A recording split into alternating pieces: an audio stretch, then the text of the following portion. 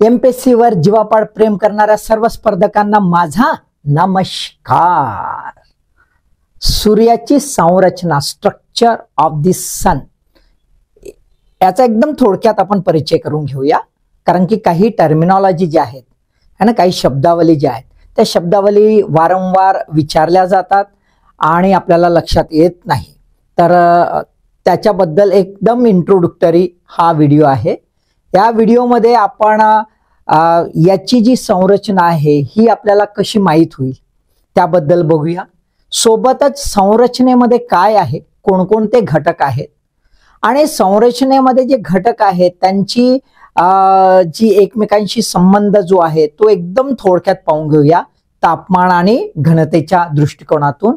आणि यामध्ये सूर्य जो आहे हा एकदम जबरदस्त ऍक्टिव्ह आहे, डायनामिक आहे. तर त्याच्या डायनामिसिटीनुसार तो काहीतरी हरकत करत राहते तिकडम. तर त्या तिकडम काय आहे बा, कोणकोणत्या गोष्टी तो काय काय करते ते एकदम बेसिक बाबी जे आहेत ते एकदम थोडक्यात बघूया. ठीक आहे.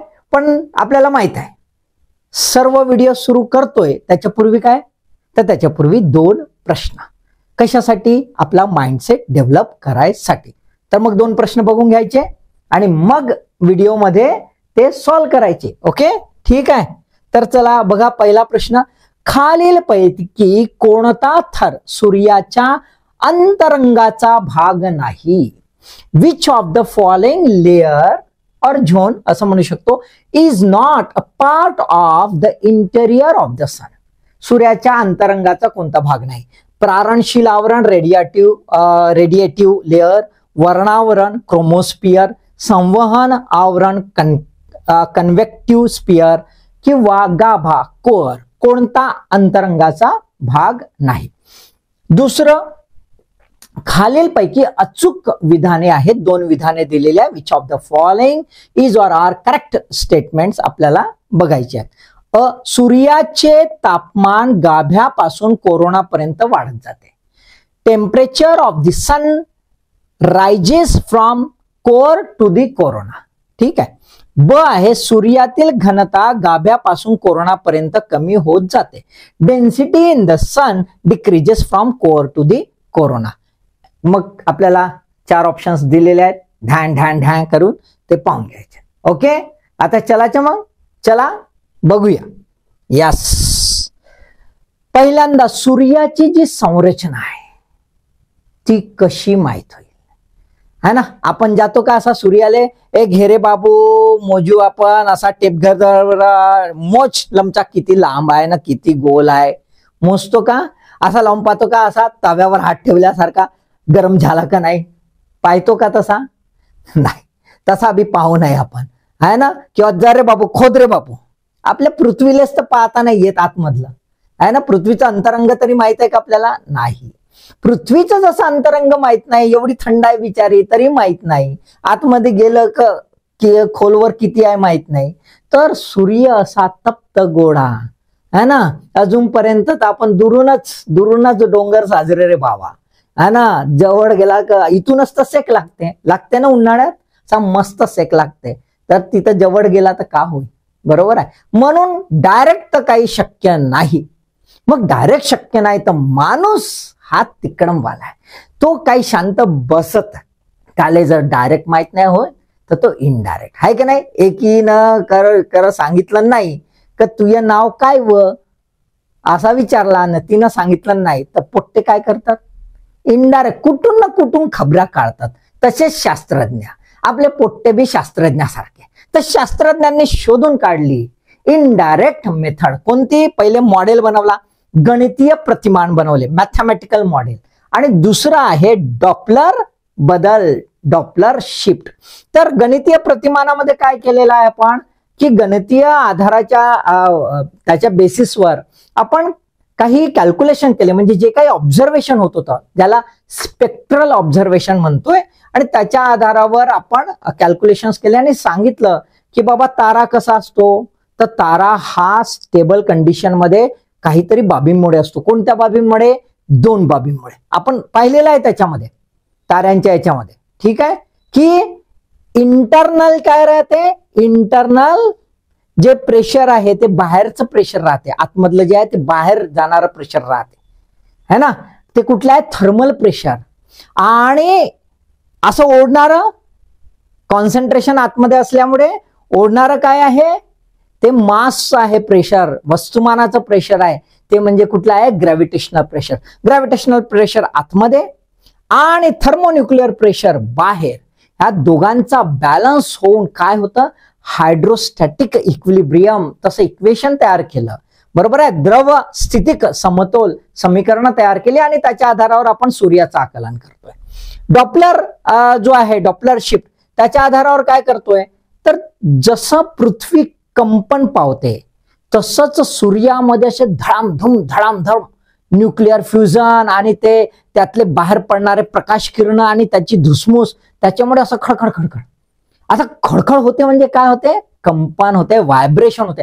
आता ह्या व्हायब्रेशनच्या आधारावर ज्या लहरी बनतात, त्या लहरीमधील जो बदल असेल तो डॉपलर इफेक्टने आपण कॅप्चर करतो आणि त्याच्या आधारावर आपण सूर्याच्या अंतरंगात काय आहे ते समजून घेण्याचा प्रयत्न, बघतो नाही, समजून घेण्याचा प्रयत्न करतो. आणि ते म्हणजे काय आहे, हेलिओसिस्मोलॉजी.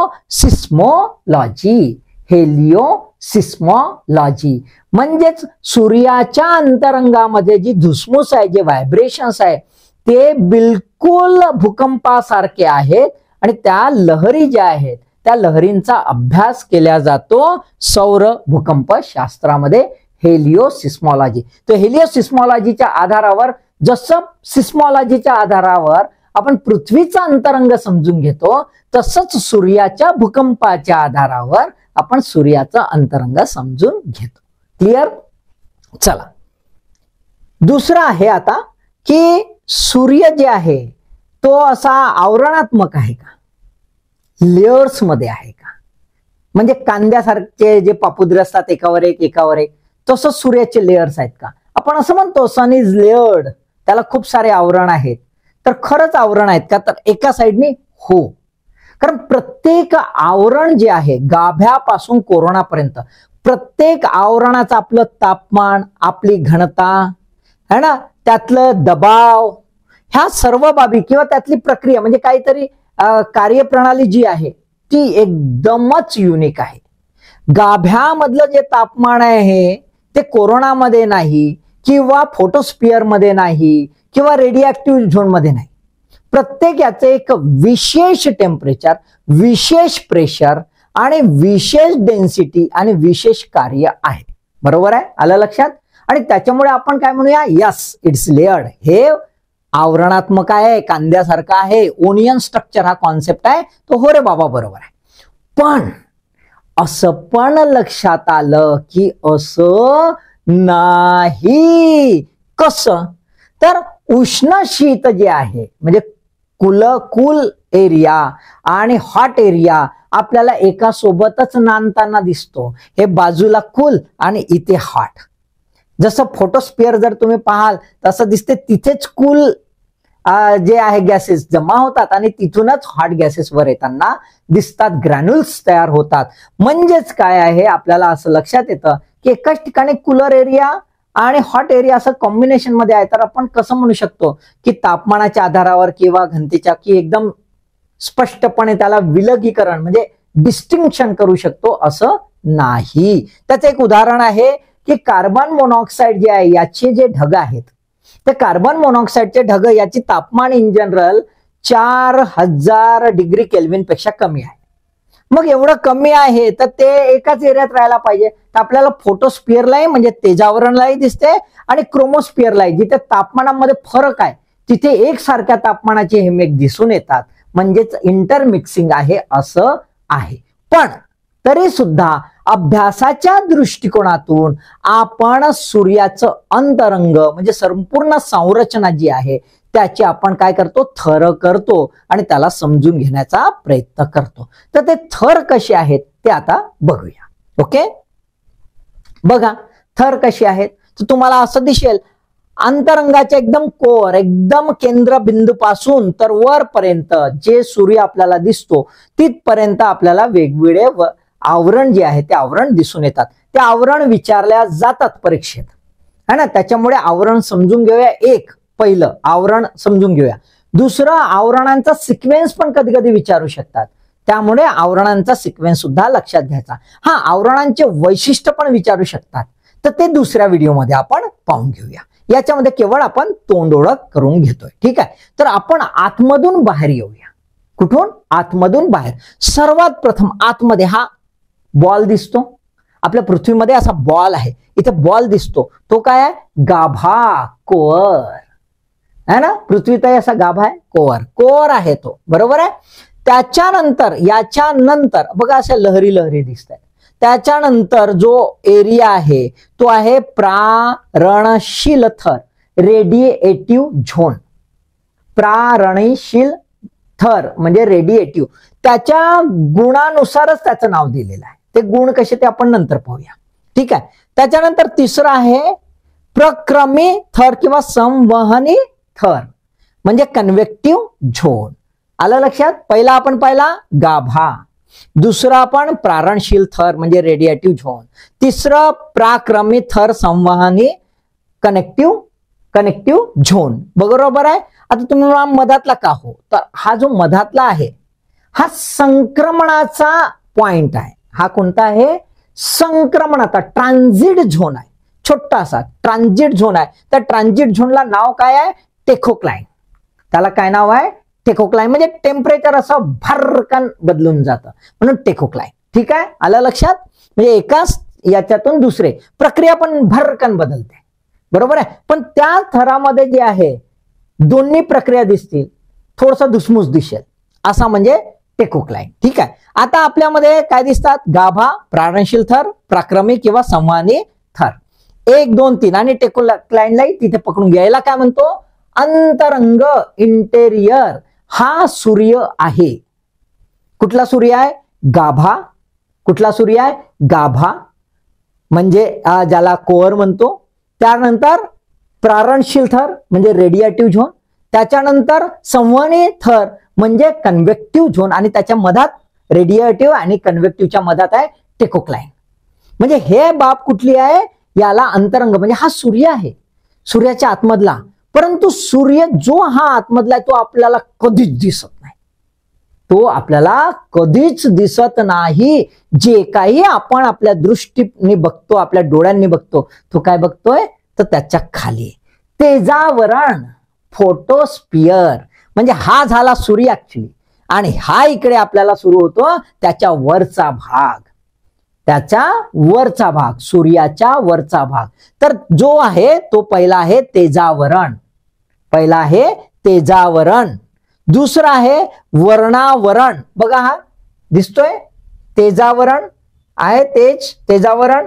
तेजावरणच्या वर हा बघा असा दिसतोय, हा वर्णावरण चमकदार है ना. वर्णावरण, क्रोमोस्पियर. तेजावरण, फोटोस्पियर. तिसरा आहे त्याच्यानंतर कोरोना. त्याच्यानंतर कोरोना आणि एकदम धुसर झालेला आहे त्याला हेलिओस्पियर आपण म्हणतोय. ठीक आहे. आता वर्णावरण आणि कोरोना याच्या मधात पुन्हा एक आहे संक्रमण क्षेत्र, ट्रान्झिशन रिजन. जसा इथला संक्रमण क्षेत्र आहे टेकोक्लाइन, तसाच इथे सुद्धा संक्रमण क्षेत्र आहे, ट्रान्झिशन रिजन आहे. ट्रान्झिशन रिजन दोन्ही ठिकाणी जे आहे त्याच्यामध्ये जसं इथे वर्णावरण आणि कोरोना या दोघांचंही कॅरेक्टरिस्टिक्स जे आहे वैशिष्ट्य ते तुम्हाला इथे दिसेल. तसंच प्रारणशील मध्ये आणि प्रक्रमी थर याच्या दोघांचे कॅरेक्टरिस्टिक्स तुम्हाला टेकोक्लाइनला दिसेल. ठीक आहे. आता तेजावरण, वर्णावरण, कोरोना आणि हेलिओस्पियर. थोडा वेळ हेलिओस्पियर हे काय आहे? हे आहे वातावरण. काय आहे? ऍटमॉस्फियर. हे आहे आपल्या पृथ्वीला पाहिलं, पृथ्वीचं अंतरंग आणि पृथ्वीचं वातावरण आपण बघतोय ना. बिलकुल तसंच सूर्याचं अंतरंग आणि सूर्याचं वातावरण. सूर्याच्या अंतरंगात सुरुवात गाभ्यापासून, शेवट कन्व्हेक्टिव्ह झोन पर्यंत.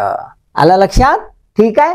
आणि वातावरणाची सुरुवात खालून वरपर्यंत जाऊया, सूर्याच्या पृष्ठभागापासून, ज्याला पृष्ठभागच म्हणतो तो आहे तेजावरण म्हणजेच फोटोस्पियर. आणि अंत कुठे होतो? तर कोरोना आणि हेलिओस्पियर इथे आपल्याला होतो. कोरोना इन जनरल बाह्यावरण म्हटलं जातं आणि तेजावरण जे आहे ते अंतरावरण म्हटलं जातं. क्लिअर?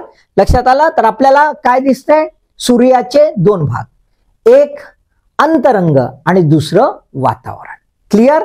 Matter clear? लक्षात आलंय? हे नावं लक्षात ठेवायचे, सिक्वेन्सने नावं लक्षात ठेवायचे. बिलकुल असे सिक्वेन्सने नावं विचारू शकता. क्रमवार लावा, आतमधून बाहेरपर्यंत लावा, बाहेरून आतमध्ये पर्यंत लावा. असंही विचारू शकतात की अंतरंगामध्ये कोणता भाग, प्रश्न विचारला मी, है ना, वातावरणामधला कोणता भाग, असे प्रश्न राहू शकतात. ठीक आहे. आता आपण थोडस समजून घ्या तापमान आणि डेन्सिटीचं, एकदम ब्रीफली आहे. आपण इथून सुरुवात केली गाभ्यापासून, तर वर वर वर वर गेलो तर बघा आपल्याला टेम्परेचरच्या बाबतीत काय दिसतंय. हा गाभा आहे, रेडिएटिव्ह झोन आहे, टेकोक्लाइन आहे, कन्व्हेक्टिव्ह झोन आहे, आणि मग इथे आपल्याला फोटोस्फिअर आलाय, कोरोना आलाय. काय टेम्परेचर दिसतंय? 15.7 मिलियन डिग्री केल्विन, 15.7 दशलक्ष केल्विन इतकं आहे. आता इतकं कुठे दिसतं का वरपर्यंत? नाही. म्हणजे हायएस्ट आहे. कुठे आहे टेम्परेचर हायएस्ट? हायएस्ट टेम्परेचर हे गाभ्यामध्ये असतं. मग टेम्परेचर कमी कमी होताना दिसतं का? तर हो रे बाबा, कमी होत आहे. इथे रेडिएटिव्ह झोनच्या बेसला 7 मिलियन बेसला, आणि रेडिएटिव्ह झोन असा संपत आहे, जिथे संपलाय तिथे 2 मिलियन, 2 दशलक्ष, 2 दशलक्ष कमी झालाय कन्व्हेक्टिव्ह झोनला. मग इथून वर गेला तर भरकनच कमी झालाय फोटोस्फिअरला. 2 दशलक्ष केल्विन पासून तर 5700, केवळ 5700 डिग्री केल्विन इतका कमी, एकदम भरकन. म्हणजे हे खूपच जलद गतीने, है ना, जलद गतीने झालेला आहे. इथे मात्र हळूहळू झालेला आहे, इथे जलद गतीने झालाय. आता याच्यावर कमी व्हायला पाहिजे, बरोबर आहे. तर इथे 5700 डिग्री केल्विन, इथे 8000 डिग्री केल्विन. म्हणजेच काय, फोटोस्फिअर संपत आहे तर वाढलाय. आणि कोरोनामध्ये सरळ सरळ आपल्याला किती दिसते? 1 ते 3 दशलक्ष केल्विन. किती भरकन वाढला? वाढलं ना, भरकन वाढलं, बरोबर आहे. आणि म्हणून इथे शब्द मी लिहून ठेवलाय पॅराडॉक्स. एकदमच जांगडगुत्ता आहे. थर्मोडायनामिक्सचा नियम गेला खड्ड्यात. थर्मोडायनामिक्सचा नियम काय म्हणते की गरम वस्तूचं तापमान थंड वस्तूकडे जाते, म्हणते ना. इथं तर थंड वस्तूचं ताप कसं जाते? पॅराडॉक्स आहे बाबा. हे का असं जात आहे? असा सूर्य काय जांगडगुत्ता करतो, जुगाड काय जमवतो, ते आपण दुसऱ्या व्हिडिओमध्ये पाहूया. पण इथे लक्षात ठेवा पॅराडॉक्स इथे म्हणजे थर्मोक्लाइन जे आहे, टेम्परेचर जे आहे सडन चेंज होताना आपल्याला दिसते. काही ठिकाणी इथून इथपर्यंत आलं बरंच कमी झालं, बरं इथून इथपर्यंत तर खूपच कमी झालं, इथून इथपर्यंत थोडंफार वाढलं, इथून इथपर्यंत भरकन वाढलं. म्हणजे सूर्याचं तापमान गाभ्यापासून, लक्षात घ्या, सूर्याचं तापमान गाभ्यापासून तर तेजावरण फोटोस्फिअर पर्यंत निरंतर कमी कमी होत जातं.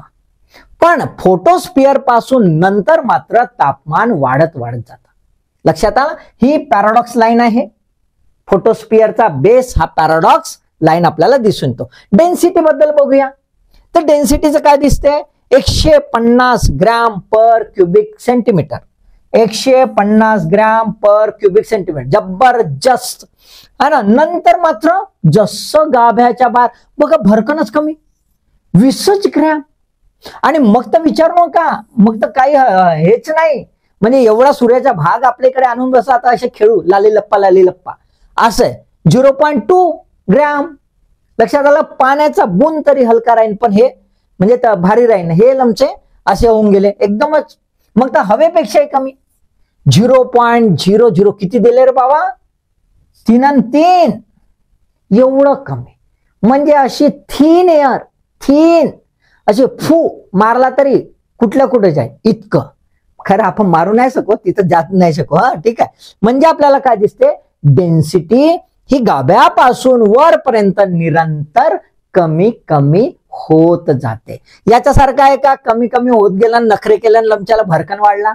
हा आपल्याला वाटलं वा वा तापमान कमी होत आहे, आता थंडी येत आहे रे बाबा, जमला काम न, भरकन असा भाजून टाकते. असं इथं होते. इथं होते का? इथे होताना दिसत नाही. म्हणजे आपलं काय अनुमान काय राहील? अनुमान हे राहील की up to the level of photosphere म्हणजे तेजावरणपर्यंत तापमान निरंतर कमी होत जातं, तदनंतर मात्र वाढतं, भरकन वाढतं असंही म्हणतो.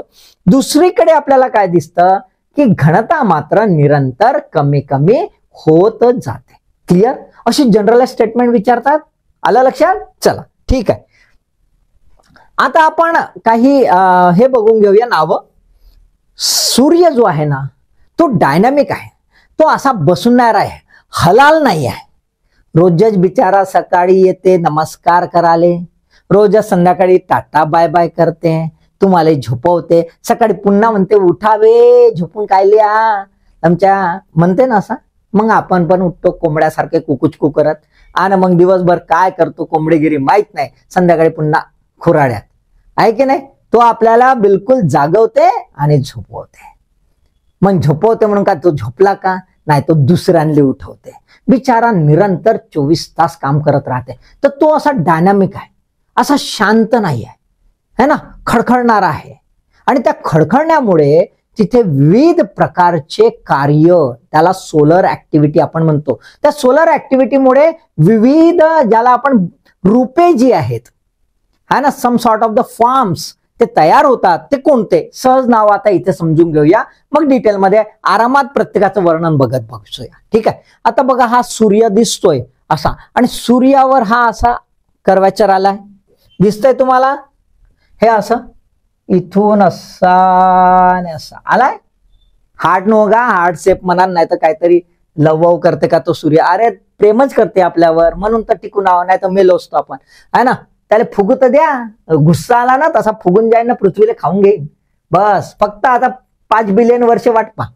ठीक आहे. असा है ना, असं जे आलेला इथून असं, त्याला काय म्हणतो प्रॉमिनन्स. त्याला काय म्हणतो प्रॉमिनन्स. हा प्रॉमिनन्स जो आहे हा जबरदस्त आहे. याचा छोटा भाऊ कोण आहे? याचा छोटा भाऊ आहे सौर प्रज्वला. याचा छोटा भाऊ काय आहे? सौर प्रज्वला. हे बघा इथपर्यंत आले आहे है ना. आणि हा जास्तच फैलला, पण 2 लूप अटॅच राहिले, खूप वरपर्यंत फैलला. आणि लूप अटॅच राहिले तर त्याला शिखा प्रॉमिनन्स, आणि लूप नाही तर त्याला सौर प्रज्वला सोलर फ्लेअर्स असं आपण म्हणतो. बरोबर आहे. आणि सूर्य जो आहे त्या सूर्याचे हे जे प्रज्वला वगैरे बाहेर निघतात, त्यामुळे ते असे नाही निघत असे चालले रे बाबा असं हो थंडी हवा, तसं असं बुर्र निघते. आणि लाखो करोडो किलोमीटर म्हणजे अक्षरशः पूर्ण सोलर सिस्टीम कव्हर करत पर्यंत जाते. ते म्हणजे तयार होणार सोलर विंड, सौर वात. हे बघा इथून दिसतंय ना, हे सर्व चाललंय बाहेर, ते सौर वात. आता इथे तुम्हाला बघा दिसतंय असे डार्क डार्क पॅचेस दिसतायत ना. हे बघा डार्क पॅचेस, इथे मी असं काढून दाखवतो. आता ह्या डार्क पॅचेसच्या बाजूला हे बघा, हे असे हे इथे दिसतात, लांब लांब लांब लांब लांब लांब दिसतात है ना. त्याला म्हणतो सौर तंतू, सोलर फिलामेंट. काय म्हणतो? सौर तंतू. डार्क असतात, थंड असतात, सौर तंतू है ना, सोलर फिलामेंट.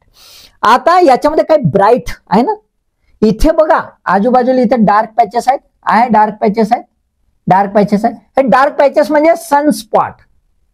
डार्क पॅचेस म्हणजे सन, थंड आहेत ना, थंड आहेत म्हणून डार्क, थंड आहेत म्हणून डार्क आहे ना, नाही तर गोरे गोरे असते. हे कारे कारे कारे कारे, थंड शांत. बरोबर आहे. ठीक आहे. आता हा सौर डाग आहे. हा सौर डागाच्या जस्ट आजूबाजूला बघा, इथे जिधर काला आहे भाई उधर गोरा आहे असं दिसतंय तुम्हाला. एकदम ब्राईट, एकदम ब्राईट जो पार्ट आहे, असे खडगे आहेत bright, called as a pledges. याला मराठीत नाव काय भेटलं नाही, मी तुम्हाला इंग्रजीत सांगतो, प्लेजेस. ठीक आहे. आता हे प्लेजेस जे आहेत हे ब्राईट असते, सनस्पॉट हे डार्क असते. ठीक आहे, राईट. आता हा जो सूर्य आहे, हा सूर्य नॉर्मल याच्यामध्ये असा फुसुक फुसुक करत राहते. तर हे छोटे छोटे असा सूर्य नाही काढू का आपण, असा असा असा असा असा, हे छोटे छोटे जे आहे ना एकदम छोटे छोटे, त्याला स्पिक्युल्स म्हणतात. कंटिका, स्पिक्युल्स, कंटिका. आणि कंटिका अशा बुर्र मोठ्या झाल्या तर ते होते सोलर फ्लेअर्स, आणि त्या असा हार्डशेप म्हणजे लूप झाला तर ते होते प्रॉमिनन्स. क्लिअर? लक्षात आलं? आता बघा इथे तुम्हाला दिसेल, हे बघा सौरतंतू दिसते, हा डार्क पॅच दिसते ना, हा सौरतंतू. आणि इथे बघा प्लेजेस दिसतात तुम्हाला. आणि बघा हा सनस्पॉट, आहे? सौर ढग आहे ना, लक्षात आलंय? ठीक आहे. त्याच्यानंतर अजून एक नाव समजून घेऊया, ते म्हणजे कोरोना खळगे. हे झाले फोटोस्पियरचे, हे झाले फोटोस्पियरचे, क्रोमोस्पियरचे, है ना, तेजावरण आणि वर्णावरणचे झाले. कोरोनामध्येही काही ब्लॅक पॅचेस मोठे मोठे तयार होतात. जे मोठे मोठे ब्लॅक पॅचेस आहेत त्याला काय म्हणतो? Corona holes. त्याला काय म्हणतो? Corona holes. इथला डार्क पॅच कोरोना होल्स, इथला डार्क पॅच 2, एक सोलर फिलामेंट आणि गोल गोल मोठा डब्बा असन तो सनस्पॉट. क्लिअर? आयडिया लक्षात आलं? ठीक आहे. या सगळ्यांबद्दल आपण डिटेल थोडा जास्त डिटेल नाही, जो परीक्षेला कामी येऊ शकतो, पॉसिबिलिटी आहे, ते बाबी आपण नेक्स्ट व्हिडिओजमध्ये पाहून घेऊया. काही अडचण नसेलच, सोपं आहे. थोडंसं पाठ करून घ्या, है ना. थोडं अजून एकदा व्हिडिओ नजरेखालून मारा, सहज पाठ होऊन जाईल. थोडे नोट्स काढून घ्या, याच्या आधारावर तुमचे ब्रीफ नोट्स बनवा बरं. हा, खूप आवश्यक आहे. नुसते व्हिडिओ पाहत बसू नका, एकदा किंवा दोनदा पाहिलं की नोट्स बनवा. हा, खैर काही एक्सप्लेन करायचं तो जर मधामधात तुम्हाला वाटलं की यार हे मला समजून घ्यायचं, तर नक्की त्याला रिवाइज करा. कारण की रिव्हिजन जेवढं जास्त होईल तेवढं पाठांतर आणि अंडरस्टँडिंग चांगलं होईल, आणि मग रिझल्ट 100%. मेहनत तुम्ही घेताय, त्यामुळे मेहनतीसाठी ऑल द बेस्ट.